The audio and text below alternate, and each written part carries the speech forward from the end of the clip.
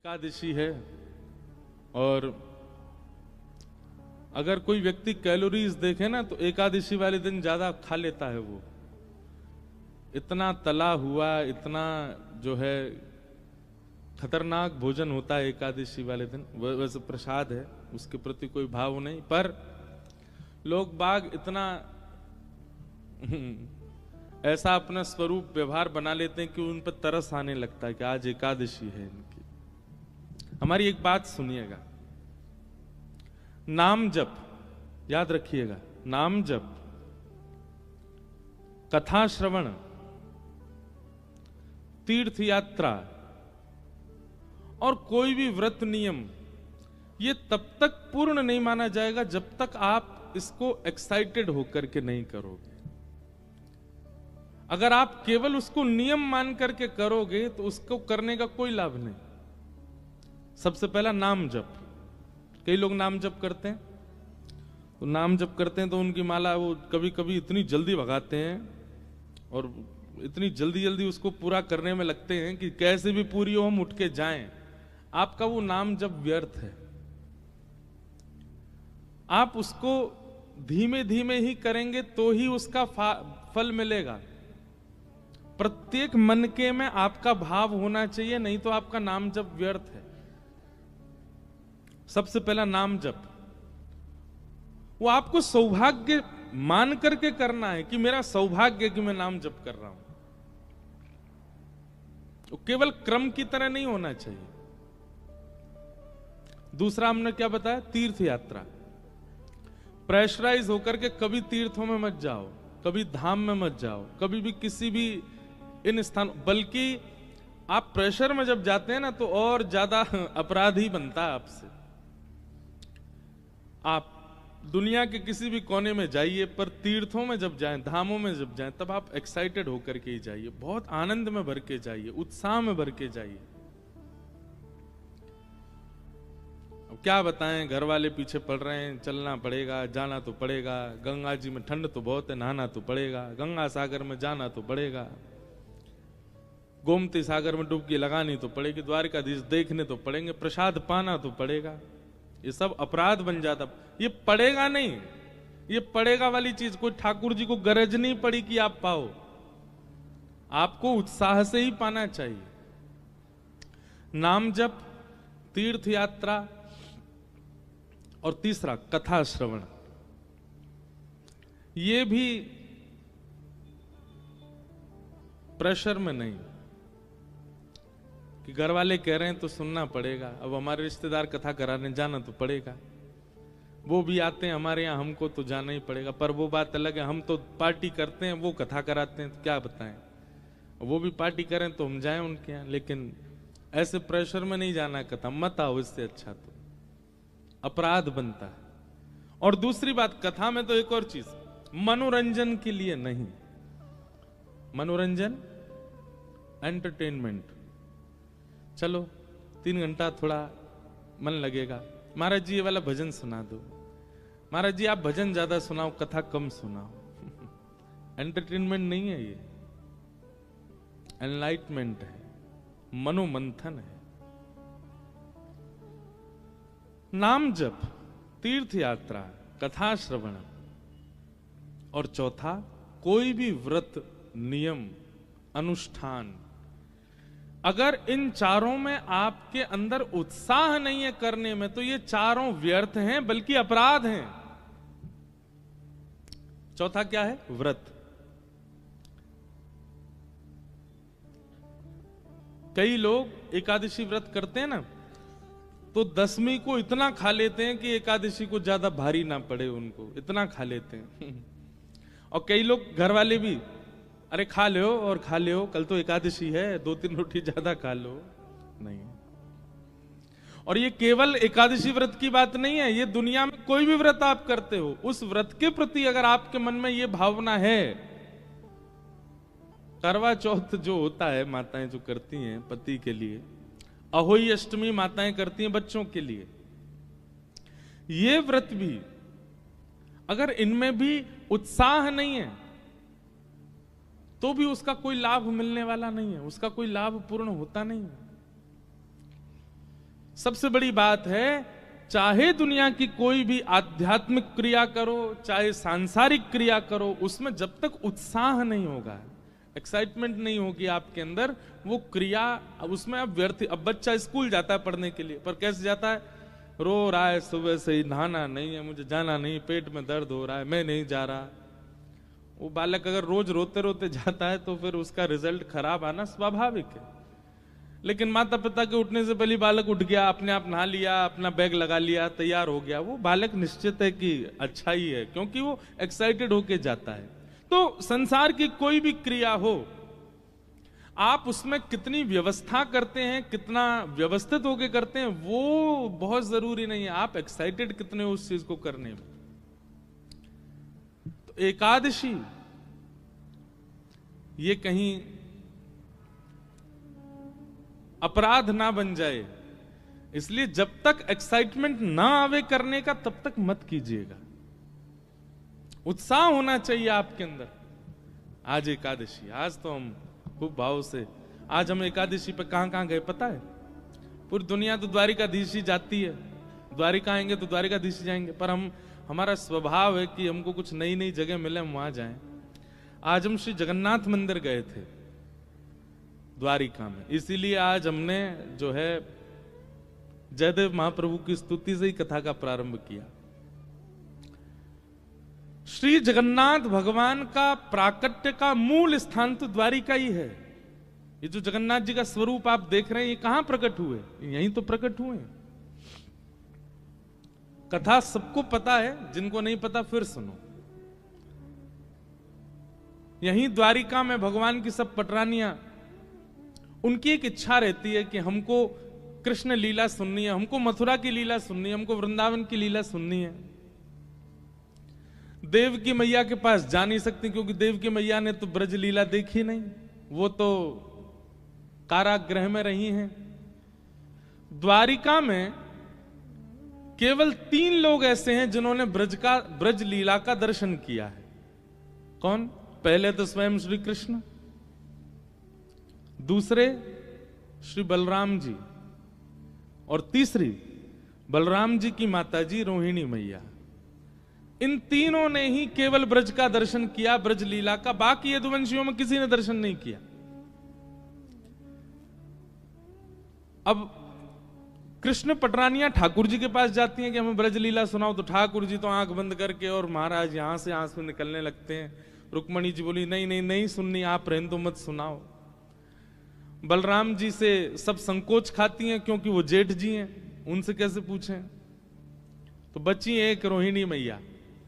तो सारी कृष्ण पटरानियां रोहिणी मैया के पास गई, बोले मैया हमको ब्रज की लीला सुनाओ, हमें सुनाओ ना, ठाकुर जी कैसे चोरी करते, यशोदा मैया के संग कैसे व्यवहार करते, गोपी के संग कैसे रास करते, यमुना जी में कैसे स्नान करते, सारी लीला सुनाओ ना। रोहिणी मैया बोली मैं सुना तो दूंगी, लेकिन याद रहे कृष्ण बलराम नहीं सुने, क्योंकि अगर उनने सुन ली तो बड़ी दिक्कत हो जाएगी। अब सब पत्नियां आपस में कहने लगी कौन रखवाली करेगा द्वार की। ऐसी सभा थी, उसमें सब बैठी थी। अब एक भी उठ के नहीं जाए, बोले हम भी सुनेंगे, हम क्यों जाएं बाहर, हम तो सुनेंगे भीतर बैठ के। तभी वहां भगवान की बहन सुभद्रा, सब भाभियों ने मिलके अपनी ननद सुभद्रा को ही पकड़ा। वो देखो हम जीवन भर आपकी सेवा करती हैं, आप हमारी ननद हो, आज तक कुछ मांगा नहीं, आज पहली बार मांग रही है, मान जाओ। सुभद्रा जी बोली क्या करना है? बोले हम सब यहाँ कथा सुन रही हैं, आप बाहर बैठ करके बस ये ध्यान रखना कि कृष्ण और बलराम ना आवे। सुभद्रा जी बोली ठीक, और अगर आ जाएं तो हमें संकेत कर देना ताकि कथा विश्राम हो जाए, क्योंकि वो दोनों यदि ब्रज के बात सुनते हैं तो उनको बहुत बहुत भावुक हो जाते हैं। सुभद्रा जी बोली ठीक है। बाहर द्वार पर सुभद्रा जी बैठ गई और यहां रोहिणी मैया ने सुनाना प्रारंभ किया। ठाकुर जी के जन्म से ही कथा का प्रारंभ हुआ। भगवान की सब पटरानियां बैठ के सुन रही हैं। ठाकुर जी की ब्रज लीला, बाल लीला, घुटमुन चलवे की लीला, नृत्य करवे की लीला, उंगली पकड़ के यशोदा मैया के संग कैसे चलते हैं ठाकुर जी, दांत निकर के आ रहे हैं, बेणी चोटी बना लेते हैं, बलराम जी और ठाकुर जी की लड़ाई होती है, सारी लीलाएं सब मैया सुना रही हैं, सब पटरानियां नेत्र बंद करके सुन रही हैं। लेकिन सुनाते सुनाते जैसे ही ब्रज से मथुरा गमन की लीला प्रारंभ हुई, रोहिणी मैया के नेत्र सजल हो गए, सब पटरानियों के नेत्र सजल, और केवल सजल नहीं हुए, ऐसी स्थिति हो गई कि नेत्रों के साथ साथ, अश्रुबिंद के साथ साथ तन का अंग भी पिघलने लगा। प्रेम की अवस्था, प्रेम की 10 अवस्थाएं होती हैं, स्टेज कितनी है? 10। मैं और आप सब और यहां बैठे जितने भी लोग हैं, हम लोग प्रेम की पहली अवस्था का भी अनुभव नहीं कर सकते। अगर इन प्रेम की 10 अवस्थाओं का अनुभव करना है तो श्री नारद भक्ति सूत्र ग्रंथ है, वहां पर उन्होंने इसका वर्णन किया। आज के युवा तो सुनेंगे तो हंसेंगे, और ये प्रेम है? प्रेम की वो अवस्थाएं हम आप जो करते हैं ना संसार में, वो प्रेम है ही नहीं है, वो स्वार्थ है। उसको प्यार कह सकते हैं, उसको स्वार्थ कह सकते हैं, प्रेम नहीं है। प्रेम का कोई पर्यायवाची नहीं, प्रेम का कोई और शब्द नहीं, प्रेम प्रेम है बस। प्रेम की 10 अवस्थाएं होती हैं, उसमें पहली अवस्था, मैंने एक आध बार कथा में पूरी विस्तार से 10 अवस्थाओं पर भी बोला हूं। एक जगन्नाथ रसामृत कथा हुई थी हिसार में, वहां प्रेम की 10 अवस्थाओं पर चर्चा की थी। तो प्रेम की जो 10वीं अवस्था होती है, आज अवकाश भी नहीं है हमको कई प्रश्नों के उत्तर भी देने, और आप सबकी वेशभूषा ऐसी है कि आप सब उत्सव मनाने के लिए बैठे हो। प्रेम की अवस्था की अगर चर्चा होने लगी तो रोने लग जाओगे। यहां समुद्र तो खारा है ही, ये सत्व होटल में भी खारापन आ जाएगा, सबके नेत्र के अश्रुबिंद, इसलिए उस विषय में ज्यादा प्रवेश करना नहीं। प्रेम की 10वीं अवस्था क्या होती है कि व्यक्ति का विरह इतना हो जाता है अपने प्रेमी के लिए कि वो रोते रोते रोते रोते रोते रुदन करते करते अश्रु तो सूख जाते हैं, फिर प्रत्येक रों रुदन करता है, और प्रत्येक रों के रुदन में एक एक अंग बहने लग जाता, पिघलने लगता मोम की तरह। उस अवस्था में सब पहुंच गए। इतने में ही बाहर बैठी सुभद्रा, उनके नेत्रों से भी अश्रुधार गिर रही हैं और वो भी रुदन कर रही हैं। इतने भाव विह्वल हो गए सब कि तभी वहां कृष्ण बलराम का आगमन हुआ, और किसी को पता ही नहीं चला। बाहर सुभद्रा भी नेत्र बंद करके बैठी, वो भी नहीं पहचान पाई कि ठाकुर जी आ गए। उनको रोकना था, भीतर बता देना था कि ठाकुर जी आ गए, कथा विश्राम करो, पर इतनी भाव में चली गई कि बता ही नहीं पाई। तभी ठाकुर जी ने देखा ये सुभद्रा क्यों रो रही है, और ये भीतर से ऐसे जल का प्रवाह क्यों आ रहा है। ठाकुर जी ने जैसे कान लगा करके सुना तो श्री रोहिणी मैया ब्रज लीला सुना रही हैं, और सब गोपियां रो रही हैं, सब भगवान की पटरनियां रुदन कर रही हैं। ठाकुर जी ने मन में विचार किया, भीतर गया तो कथा में विक्षेप होगा, यहीं बैठ जाओ। और सुभद्रा जी के एक तरफ श्री द्वारिकाधीश और दूसरी तरफ श्री बलभद्र जी बैठ गए। आप जगन्नाथ जी में देखेंगे कि सुभद्रा जी की भुजाएं ऐसे नहीं हैं। जब जगन्नाथ जी का दर्शन करोगे तो ये जो 2 भुजाएं सुभद्रा जी के बगल में हैं, ये ठाकुर जी की ही हैं, एक ठाकुर जी की, एक बलराम जी की। सुभद्रा जी की भुजाओं का ऐसे दर्शन नहीं है। क्यों? क्योंकि ब्रज लीला में सुभद्रा भी तो नहीं है। जब ब्रज का भाव सुनते सुनते सुनते सुनते ठाकुर जी इतने व्याकुल हो गए कि ठाकुर जी की दोनों भुजाएं खड़ी हो गईं, और मानो भगवान भुजा पसार करके कह रहे हो, अरे भैया कोई ब्रजते मेरे ब्रजवासीन को लियाओ, मेरो मधुमंगल श्रीदामा तन सुखा मन सुखा धन सुखा, मेरे नंद बाबा, मेरी यशोदा मैया, कोई उनको लेकर के आओ, मेरे हृदय से लगाए दो, मुझको ब्रजवासीन की बहुत याद आ रही है। ऐसा कहते कहते ठाकुर जी की भुजा खड़ी हो गई और यहां बलभद्र जी की भुजा भी पसर गई, और तभी प्रेम की 10वीं अवस्था आई और श्री ठाकुर जी के नेत्र पिघलने लगे, नासिका पिघलने लगी, कान पिघल गए, हाथ पिघल गए, पैर पिघल गए, सर्वांगीण अंग पिघलने लगा ब्रजवासियों के प्रेम में, याद में। ये दृश्य देख करके देवलोक में हाहाकार मच गया, ये क्या हो रहा है। तभी सब देवताओं ने नारद जी को भेजा, जाइए जाकर के कैसे भी ठाकुर जी पूरे सर्वांगीण पिघल जाएंगे, नदी बन जाएंगे, आप जाकर के कुछ कीजिए। बंधुओं एक बात कहें, परब्रह्म परमात्मा वो किसी बंधन में नहीं है, वो सबसे मुक्त हैं, बल्कि उनकी शरण में आने वाले अपने बंधनों से मुक्त हो जाते हैं। पर वो परमात्मा भी प्रेम के बंधन में तो बंधता है।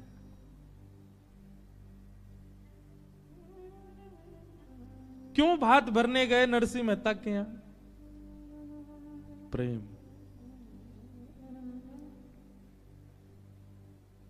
क्यों कर्माबाई की झूठी बिना नभी धुबी अपवित्र, अब ये कहना तो बड़ा गलत है, पर एक प्रकार से हमारी दृष्टि से देखा जाए, जैसे हम प्रसाद बनाते हैं उस अनुसार तो कर्मा की खिचड़ी पाने योग्य नहीं थी ठाकुर जी के। पाने क्यों जाते थे? प्रेम। जो जगत नियंता जगदाधार सबको बंधन मुक्त करता है, वह भी एक बंधन में तो है, प्रेम। ठाकुर जी का सर्वांगीण अंग पिघलने लगा, नारद जी महाराज प्रकट हो गए। अब नारद जी बोले ठाकुर जी को तो अभी छेड़ना उचित नहीं है, ये तो प्रेम की अवस्था में जा चुके हैं। नारद जी महाराज दौड़ करके कथा सभागृह में आए और भीतर आकर के सीधे रोहिणी मैया से जाकर के कहा, मैया मैया कथा यहीं विश्राम कर दीजिए। रोहिणी मैया के नेत्र खुले, आंखें लाल पड़ रही हैं, अश्रुधार से सर्वांगीण वस्त्र गीले पड़ गए। क्या हुआ नारद जी? बोले आप यदि कथा विश्राम नहीं करेंगे तो ठाकुर जी, गोमती जी के बगल में एक और नदी बहने लगेगी कृष्ण, एक और नदी बहने लगेगी बलराम, एक और नदी बहेगी सुभद्रा। स्थिति तो देखो। बाहर आकर के देखा तो सर्वांगीण अंग पिघल चुका है द्वारिकाधीश का। रोहिणी मैया सब पटरानियां रुदन करने लगी ठाकुर जी की इस अवस्था को देख करके। श्री जगन्नाथ भगवान की पलकें भी नहीं है, ये भी पिघल गई, इसलिए हमेशा आंख ऐसी खुली रहती है उनकी। ये ऐसे नेत्र क्यों हैं? ऐसे अधर क्यों हैं ठाकुर जी के? कभी कभी हमें संशय होता है, हम ठाकुर जी से प्रेम करते हैं कि ठाकुर जी भक्तों से प्रेम करते हैं? प्रेम हम करना ही नहीं जानते, ठाकुर जी ही करते हैं।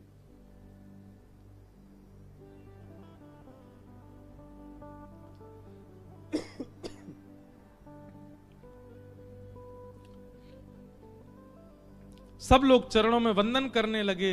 रोहिणी मैया क्षमा मांगने लगी, अरे मेरे लाला जी मैंने कहा कर दियो, अरे मेरो ऐसी भावना नहीं मेरे अंदर कि मेरो लाला ऐसा है जाएगो।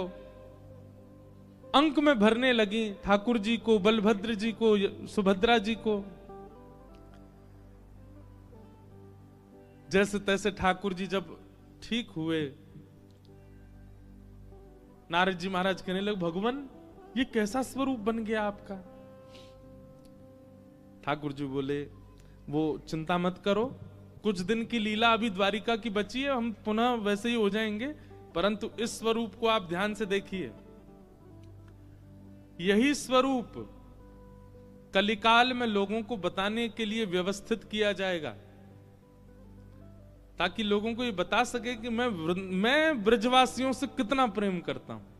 मेरे भक्त परायण, मेरे परायण जो होते हैं उनके प्रति मेरा प्रेम कैसा है, उसके लिए नारद जी स्वरूप को संभालिएगा।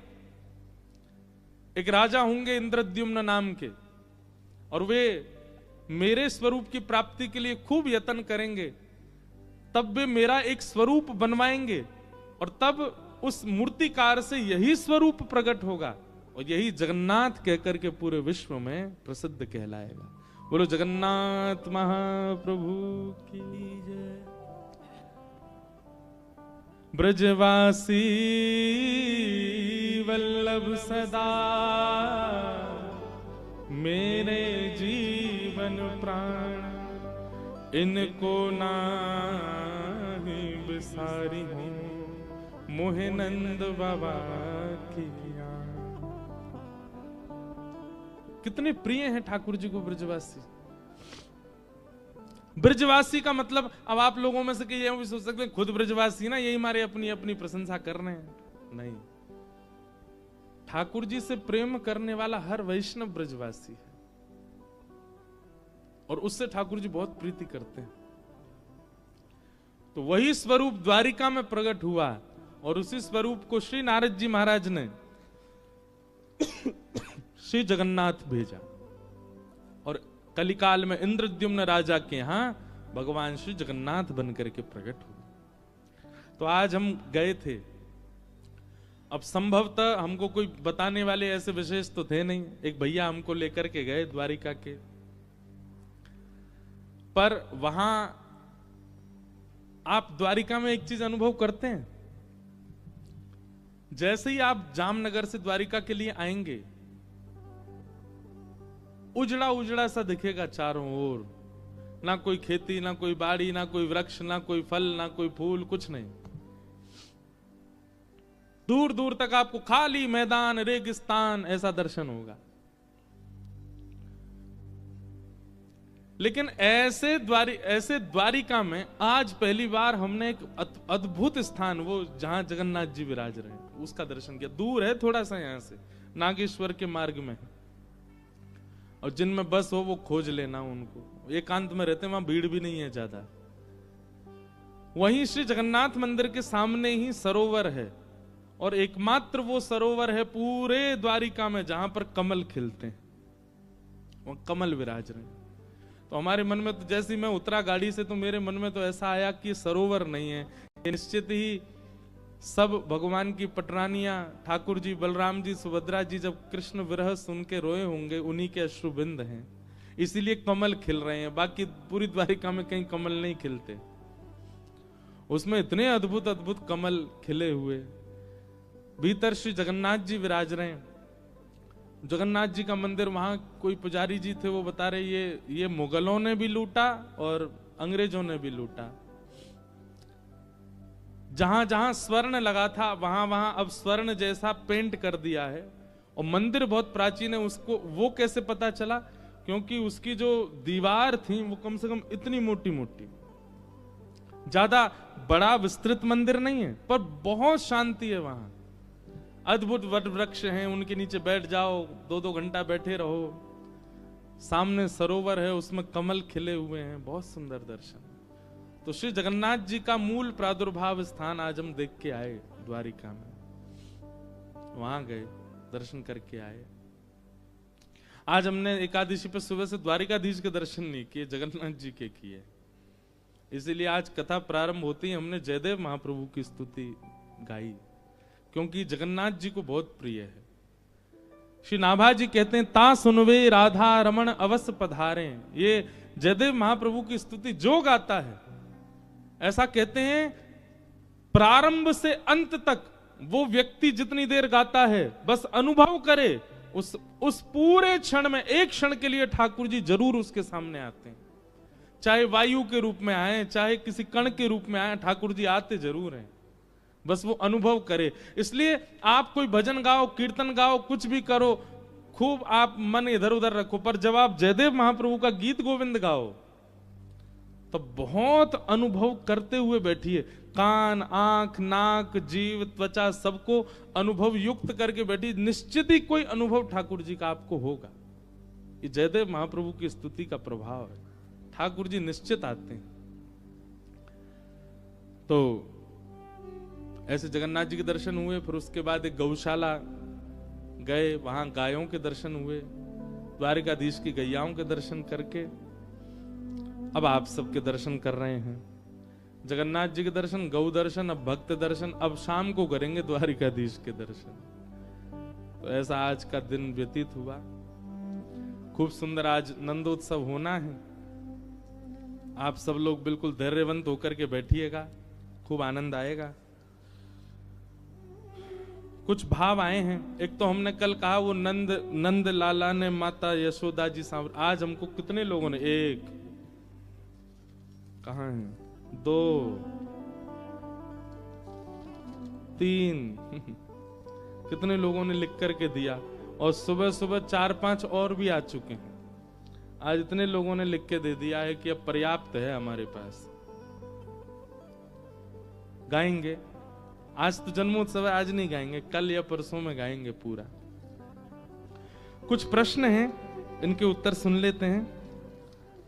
सबसे पहला एक प्रश्न है कि धाम में रहते हुए नाम जप, ध्यान और पूजा अर्चना करते हुए पूर्ण शुद्धता से धर्म का पालन तो करते ही हैं, परंतु धाम में रहकर परम धर्म की ओर कैसे बढ़ें? यह कोई निश्चित ही द्वारिका धाम निवासी का प्रश्न है। आपका यह प्रश्न है कि आप पूजा अर्चना आदि सब बिल्कुल शुद्धता से कर लेते हैं, पर परम धर्म की ओर कैसे बढ़ें? परम धर्म हमने पहले दिन बताया था, देह की शुद्धि की जो भी क्रिया होती है वो सब धर्म, पर आत्म कल्याण की भावना, आत्म कल्याण की स्थिति को परम धर्म कहते हैं।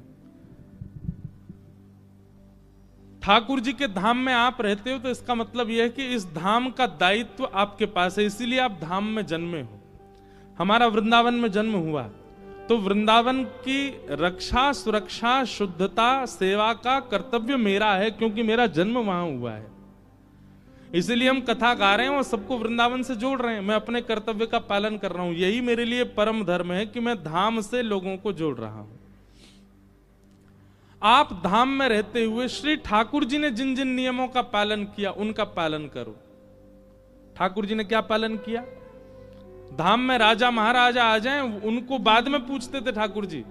द्वारिकाधीश जी सुबह उठते ही सैनिकों से पूछते थे, हाँ भाई देर रात कोई संत तो नहीं आए, कोई महापुरुष तो नहीं आए, कोई महात्मा तो नहीं आए, कोई दूर तीर्थ के कोई पुरोहित तो नहीं आए, कोई वैष्णव तो नहीं आए? तो आपका भी यही कर्तव्य, धाम में रहते हुए निश्चित ध्यान रखिए कि अगर कोई वृंदावन से आवे, कोई अयोध्या से आवे, कोई तीर्थ से आवे, उस वैष्णव से मिलने जरूर जाइए और उसकी यथा उचित जो सेवा आपसे हो सके वो करो। पहला कर्तव्य। दूसरा कर्तव्य, द्वारिका में ठाकुर जी की गैया रोडों पर घूमती रहती हैं, कचड़ा खा लेती हैं, कुछ भी करती हैं। आज हम गौशाला गए थे, गौशाला में गौ सेवा देख करके मन बहुत प्रसन्न हुआ, पर मन में भाव आया कि द्वारिका जैसे स्थान पर श्री द्वारिकाधीश जी की गैया ऐसे घूमती रहे, अच्छा नहीं लगता है। तो यहाँ के धाम वासियों को ये कर्तव्य निष्ठा पालन करनी चाहिए कि कोई भी गाय द्वारिका में ऐसे ना रहे, उसको यथा उचित स्थान मिले और उसकी सेवा का प्रकल्प प्रारंभ हो। तीसरा, समुद्र गोमती संगम है, कम से कम एक बार वहां का दर्शन और वहां बैठकर के भगवत चिंतन ये आपको करना चाहिए।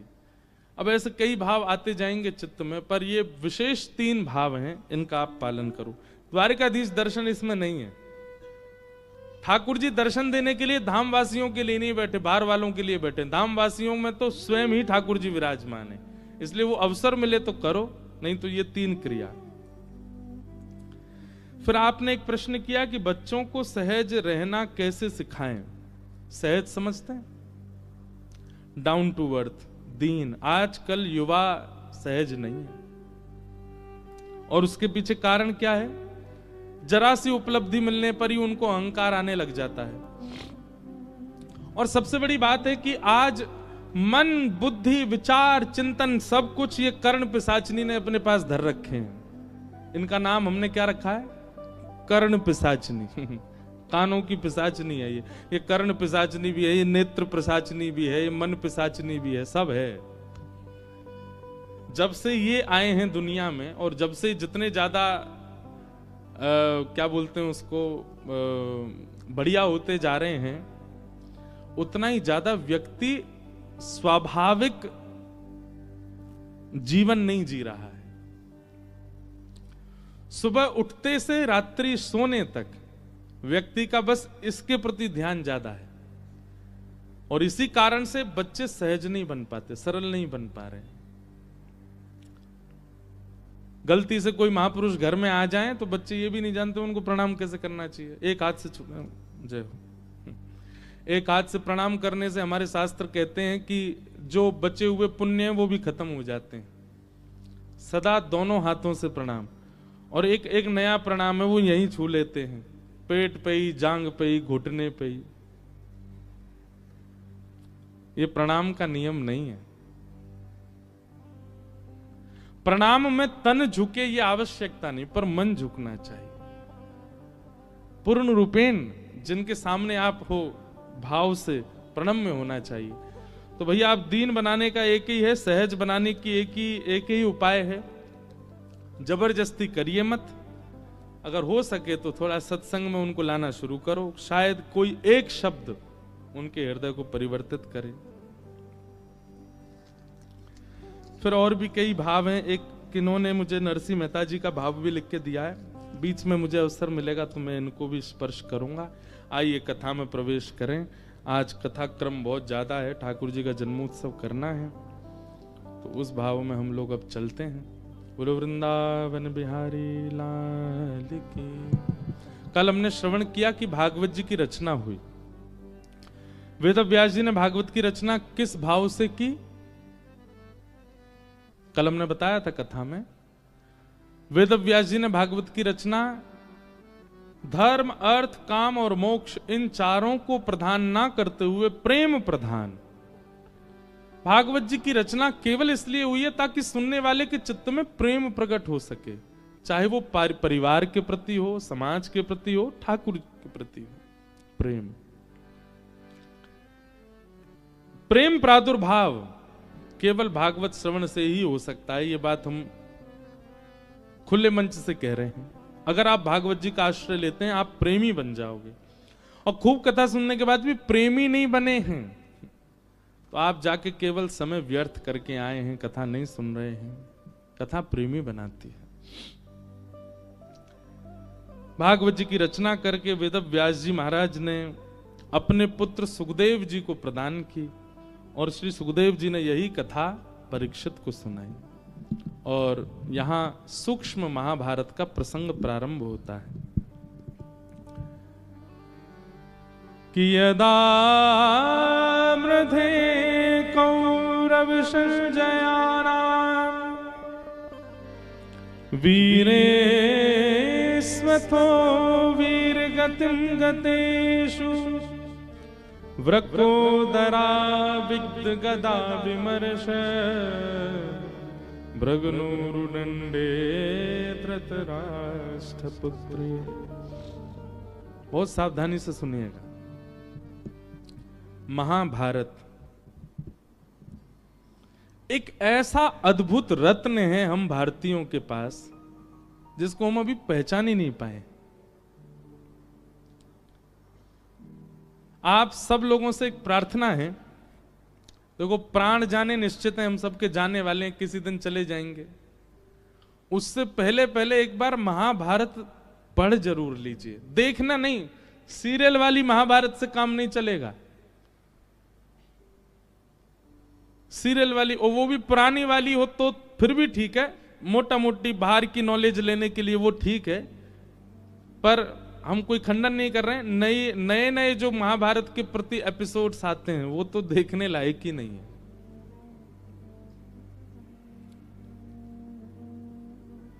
पूरी महाभारत भी देखियो ना, उससे भी हम 2 प्रश्न कर लेंगे, बता नहीं पाएगा उत्तर। महाभारत कोई कथा नहीं है, महाभारत कोई चरित्र नहीं है, महाभारत कोई एक स्क्रिप्ट नहीं है। वेद व्यास जी कहते हैं यन्ने भारत तन्ने भारत। महाभारत में जो लिखा है वही पूरी दुनिया में घटता है। और महाभारत में जिसका उल्लेख नहीं किया है वेदव्यास जी ने, आप घनघोर कलिकाल तक भी प्रतीक्षा कर लीजिए, वो दृश्य आपको दिखेगा नहीं जो महाभारत में नहीं लिखा। मतलब आप जो कुछ भी देख रहे हो हर दिन, सब महाभारत में वर्णन है। चाहे व्यक्ति के स्वभाव से रिलेटेड हो, चाहे व्यक्ति की विचारधारा से रिलेटेड हो, चाहे राक्षसत्व से रिलेटेड हो, चाहे अच्छे व्यक्तित्व से रिलेटेड हो, सब कुछ महाभारत में वर्णन है। ऐसी महाभारत, एक बार उसका दर्शन जरूर करना चाहिए, आद्योपांत। आप कुछ नहीं तो हिंदी अनुवादित ही ले आइए, 4-5 खंडों में आएगी, रोज पढ़िए महाभारत।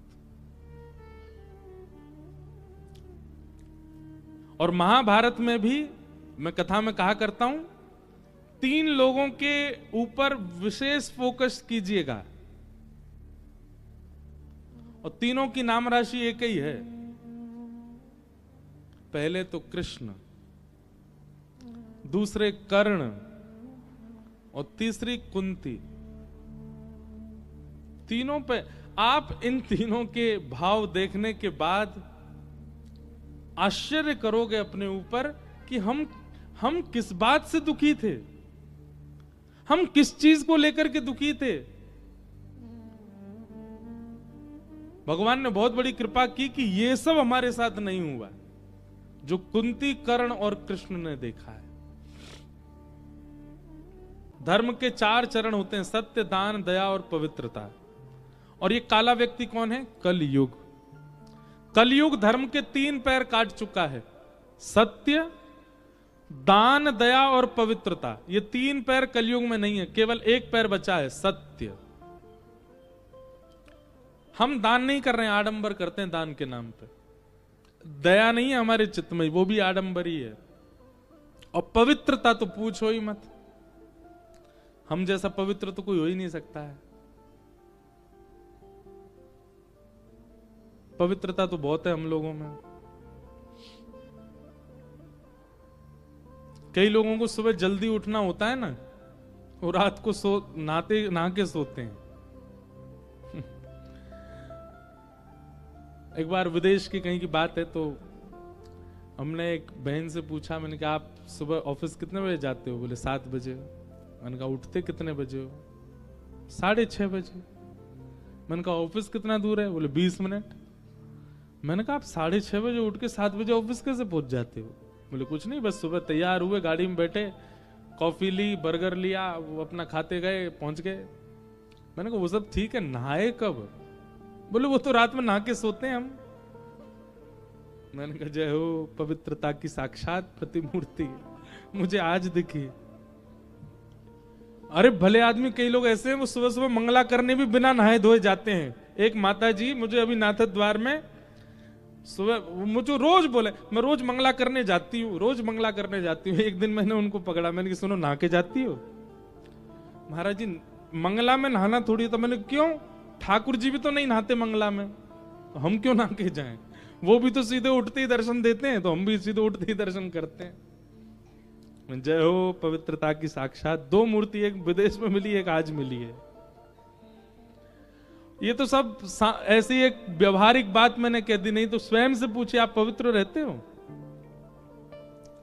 नहीं, तन की पवित्रता तो है ही नहीं, मन भी पवित्र नहीं है हमारा। किसी एक श्रेष्ठ व्यक्ति के सामने आते ही, उससे मिलते हैं तो हम क्या कहते हैं? अरे हाँ, तुमसे तो मिलने के लिए हम बहुत दिन से बैठे थे, मन ही मन क्या सोच रहे हैं? बोले हमें सब पता तू कैसे बना है, और तेरे अंदर क्या, तू कहां से इतना श्रेष्ठ हो गया, आदि आदि सब उसके बारे में दुर्भाव। पवित्र हैं हम। परिवारों में कोई संबंधों में कुछ उत्सव जैसा होता है तो सब लोग जाते हैं उपहार लेकर के, पर उपहार देते हैं दिखाने के लिए, पर मन में तो उपहार नहीं है ना उसके लिए। हम पवित्र हैं? महाअपवित्र हैं हम लोग। ठाकुर जी भले ही सामाजिक उपहार नहीं देते, पर मानसिक उपहार देते हैं। सबके सामने आपको उपहार नहीं दिया होगा, पर आप दर्शन करके जाओगे, कुछ तो देंगे आपको, क्योंकि वो पवित्र है। हम पवित्र नहीं है। तो कलयुग में केवल एक पैर बचा है धर्म का, सत्य। कहीं ना कहीं हम चाहे जैसे भी हों, हमको सत्य चाहिए, हमें सत्य मिलना चाहिए। ये हमारी एक सबकी डिमांड होती है। हर व्यक्ति को सत्य का आचरण चाहिए। चोर भी चोरी करने के बाद कहीं ना कहीं सत्य का ही आचरण करता है। सत्य सब कुछ, इसलिए सत्य बचा है बस, बाकी सब और कुछ नहीं है कलयुग में। तो परीक्षित ने जब उस व्यक्ति को देखा, उस काले व्यक्ति की ओर दौड़े, बोले तुम कौन हो? उसने कहा मैं कलयुग हूं, आप मुझे नहीं मार सकते। सतयुग के बाद त्रेता, त्रेता के बाद द्वापर, और मेरी बारी है, आप मुझे कैसे मार सकते हो? तब कहा कि मेरा राज्य छोड़ के चले जाओ। बोले मैं नहीं जा सकता, आप ब्रह्मा की कृति को बिगाड़ नहीं सकते, मेरा समय आया है, मैं आऊंगा। भगवान जिस दिन धाम छोड़ के गए, द्वारिका जिस दिन डूबी समुद्र में, उसी दिन मैं आ गया था। अब मेरा समय है, आप मुझे कैसे भगा सकते हो? परीक्षित जी बोले मैं तुझे टिकने तो नहीं दूंगा। तब कलयुग ने कहा एक काम करते हैं, आपकी भी रह जाए मेरी भी रह जाए, मुझे कुछ स्थान दे दीजिए, मैं वहीं रहूंगा। जो स्थान आप बताओगे उसके अलावा किसी स्थान में मुझे देखोगे नहीं आप। बंधुओं, आश्चर्य की बात है, केवल 5 जगह है कलयुग, केवल 5। और बुरा नहीं मानिएगा, पीछे वाले व्यक्ति से लेके मुझ तक हम सब ने इन 5 में से किसी एक जगह का आस्वादन तो किया है। इसीलिए कलयुग का प्रभाव है हम पे। कौन से 5 स्थान हैं? द्यूतम, पानम, स्त्रियः, सूना, 4 स्थान। पुनश्चयाचमानाय जात रूप मदात प्रभु, 5। सबसे पहला कलयुग का स्थान जुआ, द्यूतम। जुआ केवल ताश में नहीं खेला जाता है, बहुत सारे खेलों में जुआ खेला जाता है। और जिस भी क्रिया में आप जुआ खेल रहे हैं उसमें कलयुग है। आपको उस समय अनुभव नहीं होगा। अच्छा एक बात, चलो हम ये नहीं बात करते कि जुआ होता क्या है, हम ये बात करते हैं कि जुआ में पाप क्यों है। क्योंकि धन लक्ष्मी है और लक्ष्मी भगवान की पत्नी है। धन को जब आप दांव पर लगाते हैं, धन को जब आप जुए में लगाते हैं, आप एक प्रकार से उसको धन ना देख करके ये देखो आप भगवान की पत्नी को दांव पे लगा रहे हो, लक्ष्मी को दांव पे लगा रहे हो। द्वारिकाधीश आपको देख के आंख और फेर लेंगे, बोले मेरी पत्नी को दांव पे लगाते हो तुम। जुए में कलयुग का निवास। इसलिए वाह, अच्छा पता चला मुझे, सुन रहे हो आप लोग। बुरा नहीं मानिएगा, हमारे कई वैश्य समाज के लोग, हमारे कई मारवाड़ी वर्गीय और कई बनिया भाई लोग, मैंने सुना दीपावली पर वो लोग खेलते हैं। नहीं खेलते तो बहुत अच्छी बात है, पर वो भी है ना कि कौन कौन से वर्ग के खेलते हैं। खेलते हैं कई लोग और जुआ खेलते हैं। आप खेल खेलिए, कोई भी जुआ मत खेलिए।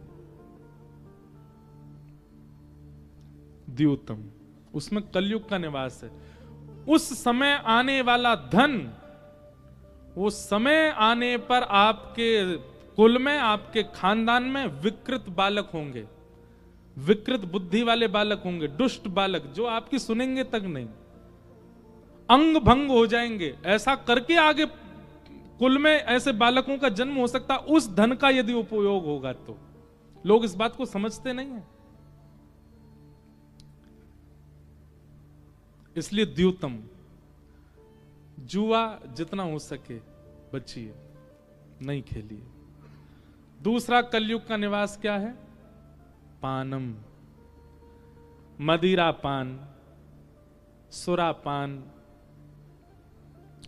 बड़ी बड़ी बोतलों का जो सेवन हम करते हैं, उसमें कलयुग का निवास है। और केवल वही नहीं, हर वो वस्तु जो आपको अनकॉन्शियस कर देती है, उन सब में कलयुग का निवास है। चाहे वो बीड़ी हो, सिगरेट हो, तंबाकू हो, मदिरा पान हो। कई लोग भोले बाबा के नाम पे भी ले लेते हैं, भोले बाबा का प्रसाद है, ले लो। मैं कहता हूं ऐसे लोगों के लिए जो भगवान शिव के नाम पर ये सब लेते हैं ना, नशे वाली चीज, महादेव उन्हीं के लिए ही त्रिशूल लेकर के बैठे, बोले आ दारी के तो बताऊंगा, तू आ मेरे सामने।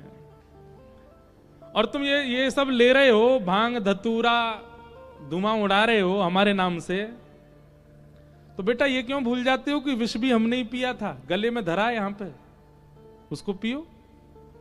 अपने मतलब की सब चीजें हमको सुनाई दे जाती हैं। नहीं, आप जिससे भी अनकॉन्शियस होते हो, ऐसी कोई भी पेय पदार्थ, खाने वाले पदार्थ, उन सब में कलयुग का निवास है। आपकी बुद्धि अपने स्तर से परे हो जाती है।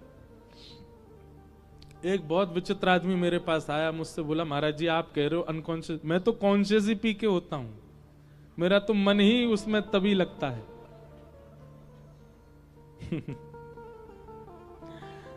बहुत विचित्र है भैया संसार के लोग।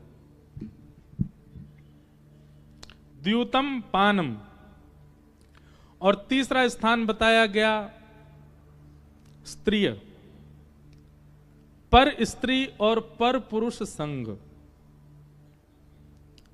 आपका विवाह हुआ है, आपने वर्ण किया है, आपने उनके साथ 7 फेरे लिए हैं, उसके बाद कोई भी दृष्टि में आवे उसके प्रति वो भाव नहीं बनना चाहिए, वो एक ही के लिए रहे। अगर आप इस एक पत्नी व्रत और एक पतिव्रत का पालन नहीं कर पाते हैं, आप पे कलयुग का प्रभाव है। इसलिए एक पत्नी व्रत और एक पति, ये सबसे बड़ा व्रत है संसार में। चाहे कितनी हो एकादशी कर लो, कितनी हो सोमवार कर लो, कितने भी प्रदोष कर लो, कितने भी कुछ कर लो, लेकिन अगर आपने पत्नी व्रत कर लिया, एक पत्नी, इसके अलावा जो देखें सब सम्मान नहीं है, यही है सब कुछ हमारी, और एक पतिव्रत यही है सर्वस्व हमारे, चाहे जैसे भी हैं यही हैं। ये व्रत यदि आपने कर लिया तो सारे व्रत आपके सामने नतमस्तक हैं। अब सोचो, इसमें भी एक भला आदमी मुझसे क्या बोला, महाराज जी ब्याह के बाद ही तो एक के संग रहना है, ब्याह से पहले जब तक ब्याह ना हो तब तक तो छूट है ना। मैंने कहा भाई बहुत ऊंचे लोग हैं संसार में।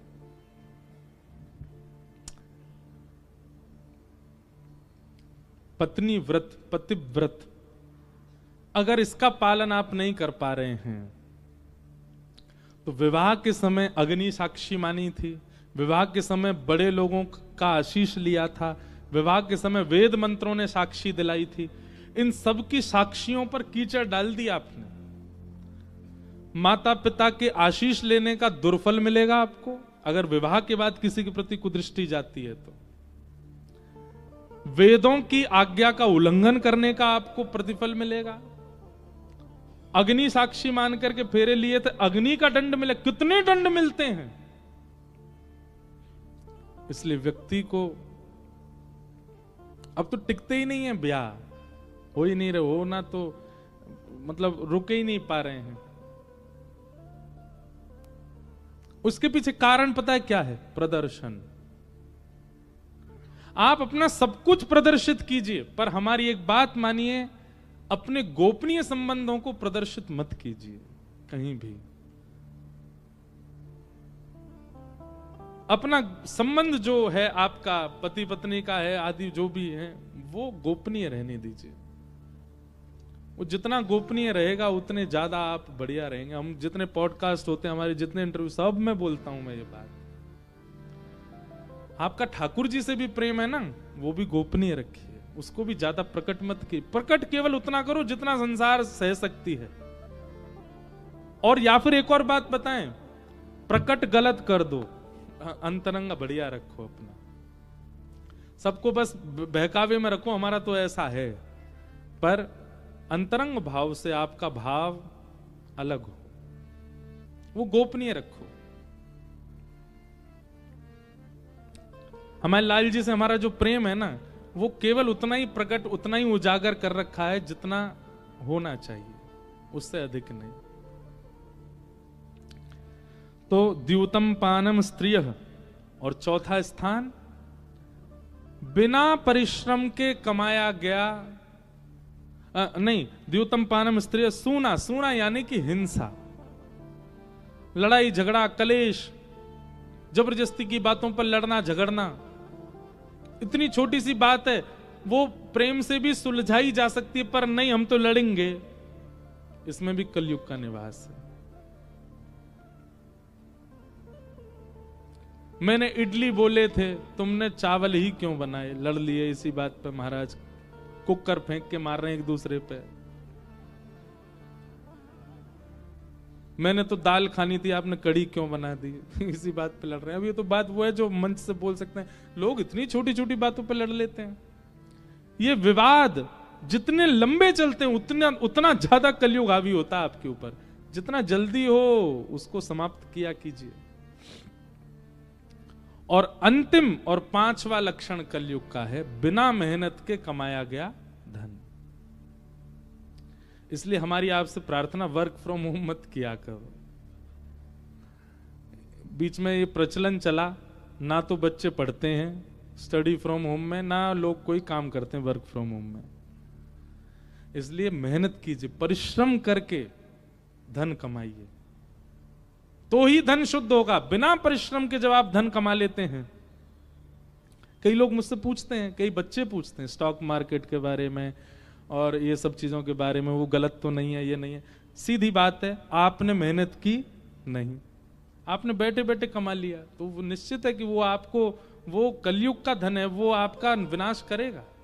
आज नहीं तो कल, कल नहीं तो परसों, परसों नहीं तो साल बाद करेगा। परिश्रम करो, मेहनत करके कमाओ। ये पंच स्थान है, इनसे सावधान रहिएगा। द्यूतम पानम स्त्रियः सूना यत्रा धर्मश्चतुर्विधः पुनश्चयाचमानाय जात रूप बदात प्रभो। कलयुग को 5 स्थान दे दिए, परीक्षित स्वयं भटक गए। एक मुकुट सिर पर पहन लिया जो कि कलयुग, जो कि परीक्षित का नहीं था। कलयुग का प्रभाव हुआ और इस प्रभाव के कारण एक संत का अपमान किया। कलयुग आपके जीवन में आएगा, सबसे पहला काम आप क्या करोगे पता है? कलयुग जब आप पे हावी होगा तो माता पिता की बातें सीरियसली नहीं लोगे, सबसे पहली बात। दूसरा, गुरुजन, महज्जन, वैष्णवजन, भगवतजन, इनके प्रति उपहास की भावना। कोई भक्त है, आपको उसको देख के हंसी आ रही है, कैसा भक्त है, कैसे संत हैं, कैसे महापुरुष हैं, उसके प्रति उपहास की भावना, यह भी कलयुग का प्रभाव है। सत्संग हो, कथा हो, प्रवचन हो, कीर्तन हो, इनमें रुचि ना होना, मन उखड़ा उखड़ा रहना, यही देखते रहना कब होगा पूरा, कब जाएं हम यहां से। यह भी एक कलयुग का प्रभाव, ये सब प्रभाव है। शांति प्रिय ना लगना,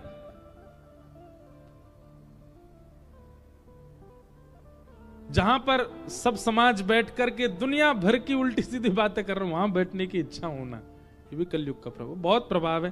पूरी कथा ही कलयुग पे निकल जाएगी, इसलिए हम क्या समय क्या हो गया, और 6:30 तो बज गए यहीं। चलो अब हनुमान जी की तरफ उछल कूद करते हैं, पहुंचते हैं सीधे गोकुल। द्वारिका से गोकुल दूर भी तो बहुत है।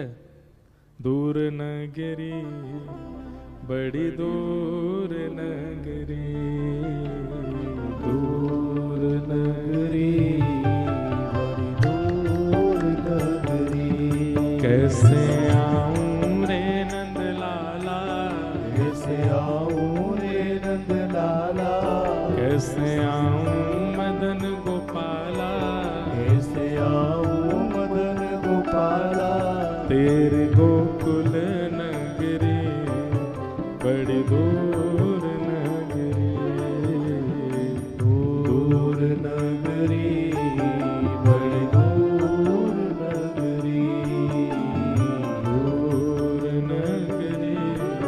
मीराबाई का भाव है, मैं मैं गा तो अपने अपने भाव से रहा हूं कि हमें गोकुल पहुंचना है, कथा बहुत है। दिन को आऊं तो रात को आऊं तो कान्हा डर मुहे लागे, रात को आऊं कान्हा डर मुहे लागे, रात को आऊं तो लाला डर मुहे लागे, रात को आऊं तो लाला डर मुहे लागे, दिन को आऊं तो देख सारी नगरी बड़ी दूर नगरी, दिन को आऊं तो देख सारी नगरी बड़ी दूर नगरी, दूर नगरी बड़ी दूर नगरी, दूर नगरी बड़ी दूर नगरी,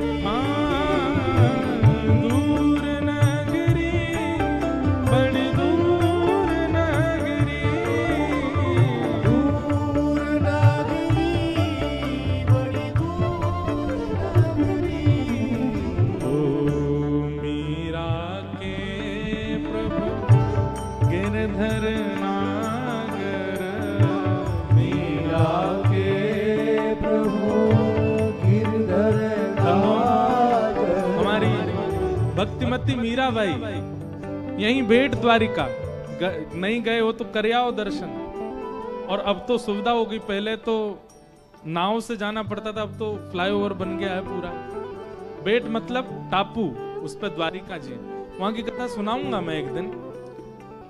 वहीं श्री मीराबाई द्वारिकाधीश जी में विलीन हो गई। ऐसा कहते हैं आज भी इतना अंग वस्त्र बाहर निकला है द्वारिकाधीश से मीराबाई का। यहीं द्वारिकाधीश में विलीन हुई हमारी भक्तिमती मीराबाई।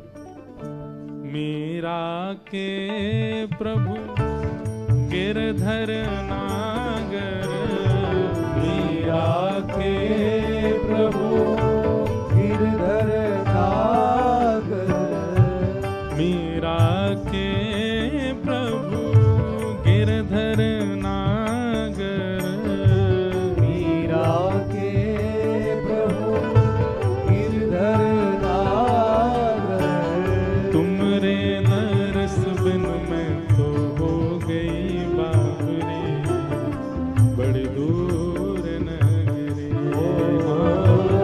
तुमरे दर्श बिन मैं तो हो गई बाबरी बड़ी दूर नगरी,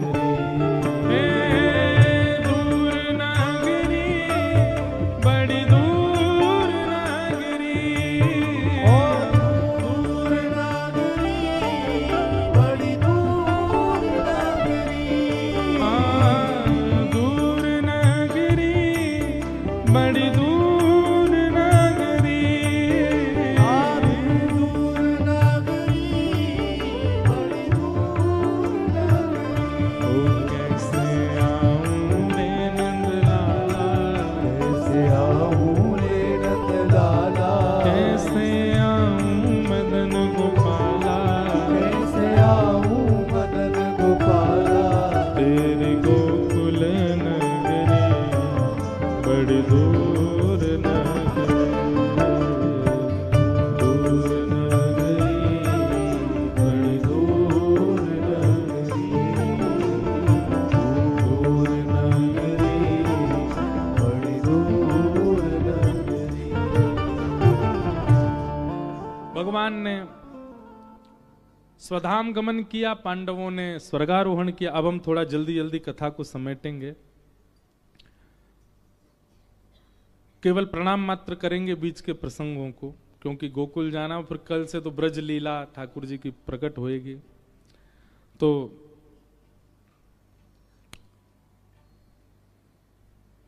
परीक्षित को कलयुग मिले, कलयुग को 5 स्थान दिए। स्वयं परीक्षित भटक गए और एक साधु, एक महात्मा का अपमान किया, शृंगी शमिक ऋषि का। और शमीक ऋषि के अपमान करने के कारण शमीक ऋषि के पुत्र ने, श्रृंगी ने श्राप दे दिया राजा परीक्षित को 7 दिन में मरने का। 7 दिन में मृत्यु हो जाएगी तुम्हारी। राजा परीक्षित को जैसे ही ये बात पता चली कि मुझे 7 दिन में मर जाना है, तुरंत राजा परीक्षित ने अपने पुत्र जन्मेजय को राज्य गद्दी पर बिठा दिया और स्वयं गंगा किनारे चले गए। संत महापुरुषों से पूछने लगे, अब मैं अपने 7 दिनों को सार्थक कैसे बनाऊं, मैं अपनी मृत्यु को सार्थक कैसे बनाऊं। बंधुओं, ये हर व्यक्ति का लक्ष्य होना चाहिए। हम जिस मृत्यु से बहुत डरते हैं, मृत्यु आ जाएगी, मर जाएंगे, हम कब मर जाएंगे, हमारी मृत्यु आएगी ये सब जानते, कब आएगी ये कोई नहीं जानता, पर वो मृत्यु जब भी आए सफल आए, उसके लिए कुछ ना कुछ प्रयास करते रहना चाहिए। राजा परीक्षित सौभाग्यशाली हैं कि उनको मृत्यु से पहले ही पता चल गया कि कब मरना है। आप गए संतों के पास जाके कहा, मेरे जीवन के 7 दिन बचे हैं, बताइए मैं मुक्ति कैसे प्राप्त करूंगा। संतों ने अनेक उपाय बताए, पर तभी वहां पर श्री सुखदेव जी का आगमन हुआ। बोलो सुखदेव जी महाराज की। सुखदेव जी आए और सुखदेव जी ने आकर के कहा, बोले राजन, तुम मुक्ति के लिए क्यों पूछ रहे हो? 7 दिन में मुक्ति कैसे प्राप्त करनी है? अरे मुक्ति के लिए 7 दिन नहीं चाहिए, 7 वर्ष नहीं चाहिए। मुक्ति के लिए तो एक क्षण। व्यक्ति ने पूरे जीवन पाप किए, लेकिन उसकी अंतिम श्वास जब निकल रही थी, उसी समय उसने कह दिया नारायण, उसी समय उसने कह दिया कृष्ण, उसी समय गोपाल, गोविंद, द्वारिकेश। बस पूरे जीवन में उसने क्या किया सब मिट जाएगा, बस लास्ट में उसने भगवान नाम ले लिया, भगवत प्राप्ति, मुक्ति। कई लोगों के मन में आएगा, महाराज जी ये तो बहुत गलत है, जीवन भर किसी ने पाप किया और अंत में उसने भगवान नाम लिया, मुक्ति। गलत आपको लग रहा है, पर ये अंत में भगवान नाम आना ये बहुत मुश्किल है। ये ठाकुर जी की ऐसी माया है कि व्यक्ति अपने अंतिम क्षण में सबको याद कर लेगा, ठाकुर जी को भूल जाएगा, उसको भगवत याद नहीं आ सकती। इसीलिए तो मुक्ति बहुत दुर्लभ है, होती एक क्षण में है, अंतिम क्षण में हो जाएगी, पर भगवान स्मरण करना बहुत मुश्किल है अंतिम क्षण में। इसीलिए हमारे वृंदावन में जाकर के आप देखो, सब महात्मा साधु रज लगाए घूम रहे हैं, पूरे मुख पे नाम जपते रहते हैं 24 घंटे। क्यों इतना नाम जप लें, इतना नाम जप लें कि महाराज अंतिम श्वास में भी नाम ही निकले मुख से। यहां लोग दिन में 108 माला करने के बाद फूले नहीं समाते, हम रोज 108 नाम जपते हैं। 108 से क्या होना है? कुछ नहीं। अंतिम श्वास में तो तभी भगवान नाम आ सकता है जब पूरा जीवन भगवान नाम में निकाल दिया हो, और वो भी कंफर्म नहीं है कि आएगा। इसलिए अंतिम क्षण में भगवान नाम आना, उसी से मुक्ति प्राप्त होती है। राजा परीक्षित, तुम कह रहे हो कि मुझे मुक्ति कैसे मिले? 7 दिन बचे हैं, 7वां दिन अंतिम क्षण जब मैं आ जाऊं तुमको मुक्ति दे दूंगा, पर ये 7 दिन का क्या यूज करोगे? राजा परीक्षित बोले, भगवान आप ही बताओ। तब परीक्षित जी बोले, मुक्ति नहीं भक्ति मांगो। मुक्ति का मतलब मृत्यु के बाद भगवान का दर्शन, और भक्ति का मतलब जीते जी भगवत दर्शन। 7 दिनों में तुम भक्ति प्राप्त कर सकते हो, मुक्ति के लिए तो एक क्षण बहुत है। इसलिए तुम भक्ति मांगो ताकि मृत्यु आवे उससे पहले तुमको साक्षात भगवान का दर्शन हो जाए।